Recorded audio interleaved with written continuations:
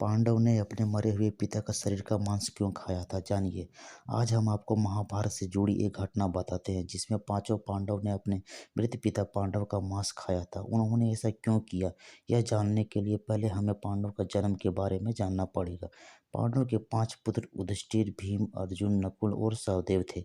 इनमें से युधिष्ठिर, भीम और अर्जुन की माता कुंती तथा नकुल और सहदेव की माता माद्री थी। पांडव इन पांचों पुत्रों के पिता तो थे, इन पर इनका जन्म पांडु की वीर तथा संभव से नहीं हुआ था, क्योंकि पांडु के श्राप था कि जैसे ही वह संभव करेगा उसकी मृत्यु हो जाएगी। इसलिए पांडु के आग्रह पर यह पुत्र कुंती और माद्री ने भगवान का आह्वान करके प्राप्त किए थे।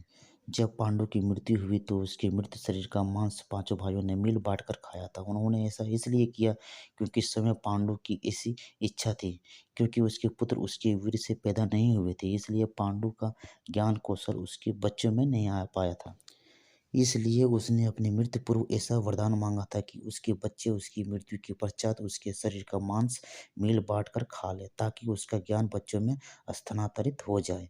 पांडव द्वारा पिता का मांस खाने का संबंध में 2 मान्यता प्रचलित है। प्रथम मान्यता के अनुसार मांस तो पांचों भाइयों ने खाया था, पर सबसे ज्यादा हिस्सा सहदेव ने खाया था, जबकि एक अन्य मान्यता के अनुसार सिर्फ सहदेव ने पिता की इच्छा का पालन करते हुए उनके मस्तिष्क के 3 हिस्से खाए।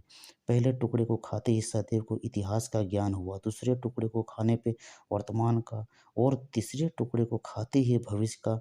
यही कारण था कि सहदेव पांचों भाइयों में से सबसे अधिक ज्ञानी था और इससे उसे भविष्य में होने वाली घटनाओं को देखने की शक्ति मिल गई थी।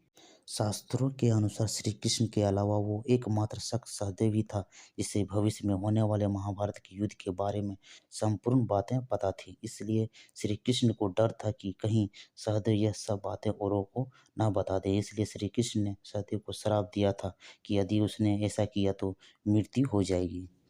दोस्तों, यह स्टोरी आप लोगों को कैसा लगा, कमेंट में ज़रूर लिखिए। लाइक कीजिए, शेयर कीजिए और सब्सक्राइब। जय श्री राम।